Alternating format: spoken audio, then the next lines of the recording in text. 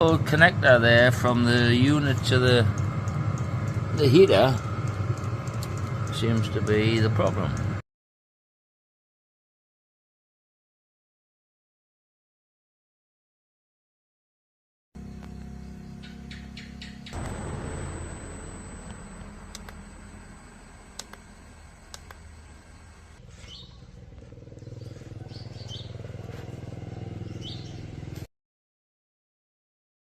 Old connector there from the unit to the heater seems to be the problem.